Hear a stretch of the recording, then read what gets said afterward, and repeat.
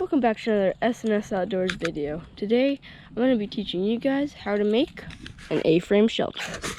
See you over there.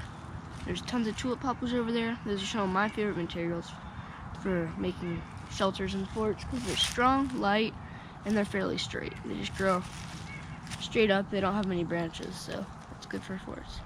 Alright, so here we are in the tulip poplar grove. I'm just going to be knocking down some dead tulip poplars to make for shelter. I'm not going to cut them down because they're pretty cool and it's just unnecessary since there's plenty of dead ones here that I can just use. And when tulip poplars dry out, they don't necessarily become more weak. They don't rot until a little while. So I'm just going to be knocking down these, and it's wintertime, so it's a little bit harder to tell if these tulip poplars are dead or not, just because the leaves are down on all of them. But one way you can tell, if you shake it,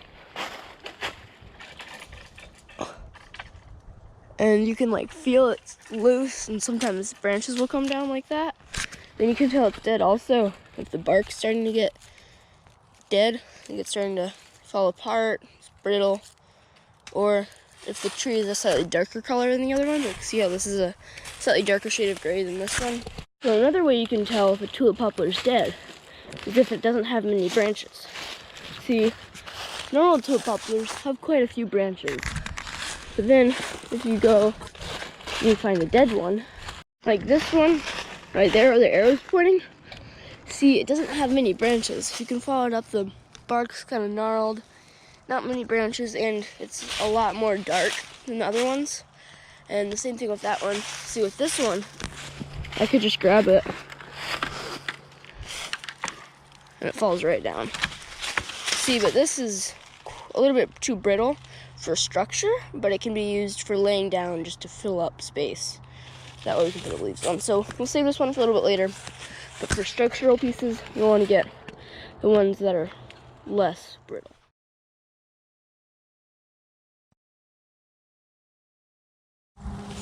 So first I'm going to shake it. I'm sure everything that's going to fall is going to fall before it falls on me.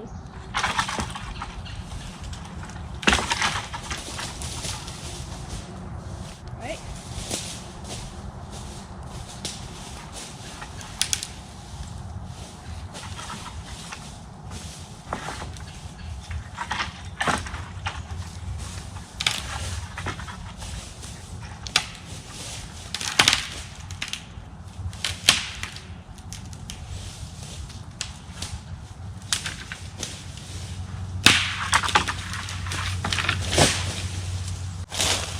Alright, so we just knocked that one down. As you can tell, I was pretty careful of it not falling down on me.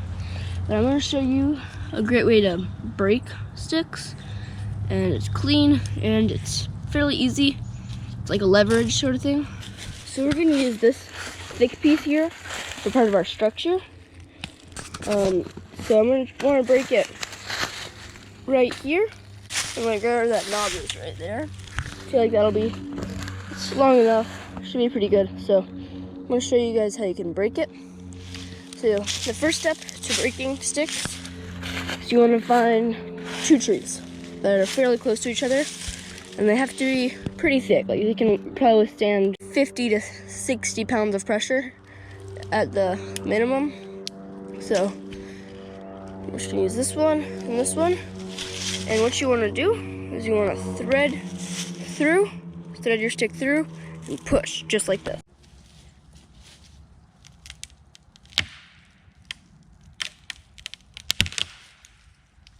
There we go.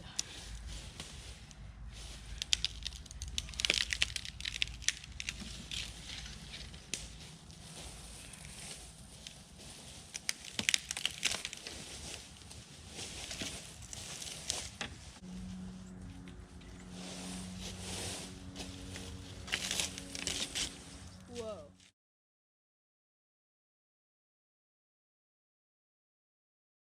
When looking for an area to set up a shelter or for a tent, you want to find an area that's fairly flat.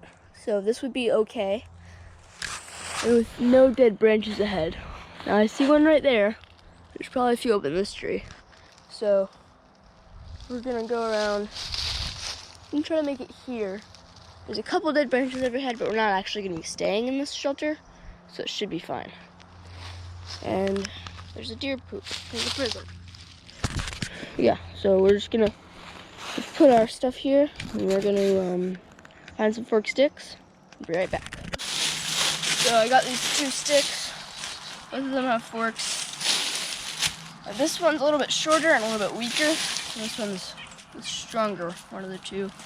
So the next step is we're just making the frame. It's an A-frame. So we're gonna put the 2 sticks together like this, and then put the main stick in the middle. And it's gonna form a tripod of sorts. And then we're gonna lay sticks on top. Set up your A-frame. Going across 2 sticks, just like this, with 2 fork sticks. And then you're gonna want to get your main beam, stick it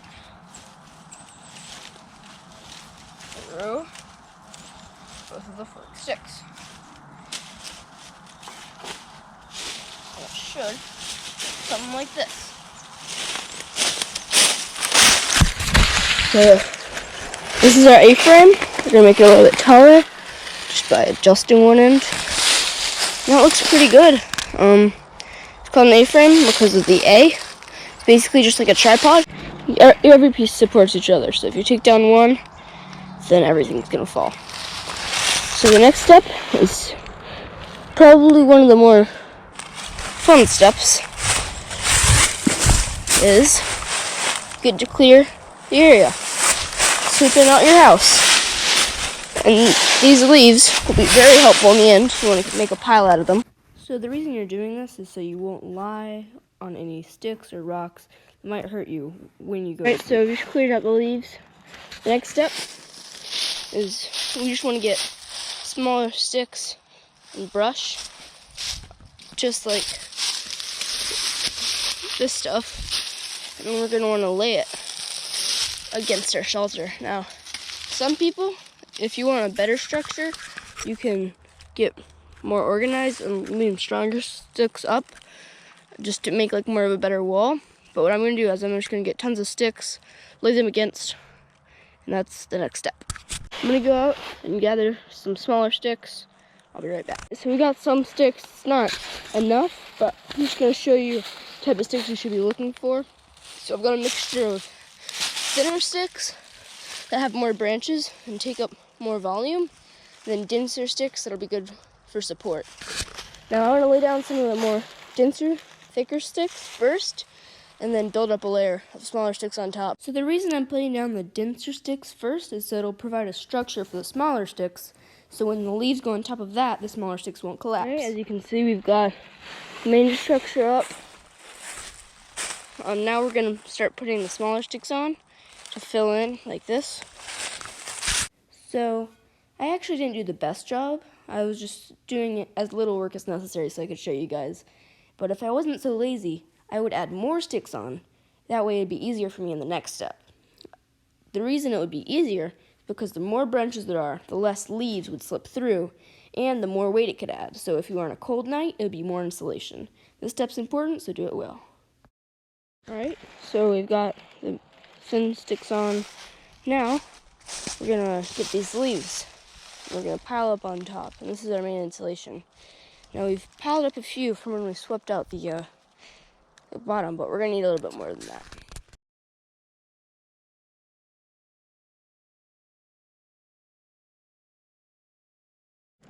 Alright, so we got one side down.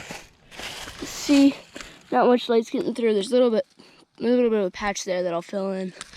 But this is what it looks from the outside. We'll do the same with the other side. That off camera. I'll catch you when I'm done with that. Alright, here it is. All done. As you can see, it's fairly dark in here. I mean, if I really wanted to, I could fill in a few patches, make it a little bit darker. And then, if I was to spend the night in here, I would stuff this full of leaves and then just burrow in. Anyway, thank you for watching. Hope you enjoyed this video, just teaching you how to make this A-frame shelter.